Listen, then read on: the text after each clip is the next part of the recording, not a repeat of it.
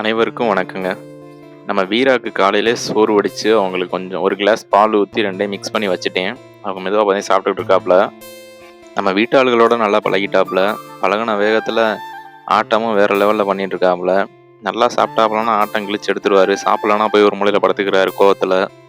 டயத்துக்கு சாப்பாடு வைக்கணும், இல்லன்னா இங்கேருந்து கத்த ஆரம்பிச்சுருவாப்புல. ஒவ்வொரு நாளும் ஆக ஆக வீட்டாளுகளோட செப்பலெல்லாம் எடுத்து ஒளிச்சு வைக்கிறது, ஏதாச்சும் ஒரு பிரச்சனை பண்ணிக்கிட்டே இருக்காப்புல. என்னோட செப்பல காணோம்னு காலையில தேடிக்கிட்டு இருக்கேன். அவரு படுக்கிறதுல போய் தலைமாட்டுக்கு வச்சு படுத்துக்கிட்டு இருக்காப்புல. வீட்டுல திரியிற கோழிகிட்டலாம் போய் வம்பிழுக்கிறது. இவங்க விரட்டுனா கோழியெல்லாம் பயந்து ஓடுதுன்னு கொஞ்சம் புரிஞ்சுக்கிட்டாங்க.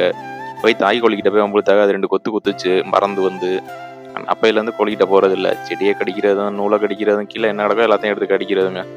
வீரா அவனை தோப்புல கொஞ்சிக்கிட்டு இருக்கிறத கிடாரி தூரத்துல இருந்தே பார்த்துட்டு வேகமா அங்கேருந்து வந்தாங்க. வந்தோடனே டக்கு டக்குன்னு முணந்து பார்த்தாங்க. யாரா என்னடான்னு புதுசா. வீரா டக்குன்னு மடியில ஒடியாந்து படுத்துக்கிட்டாப்புல பயந்துக்கிட்டு. அவங்க போற வர அவங்க மடியை விட்டு இறங்கவே இல்லை. உங்களுக்கு பிடிச்சிருந்தா லைக் அண்ட் சப்ஸ்கிரைப் பண்ணுங்க. தேங்க்யூ.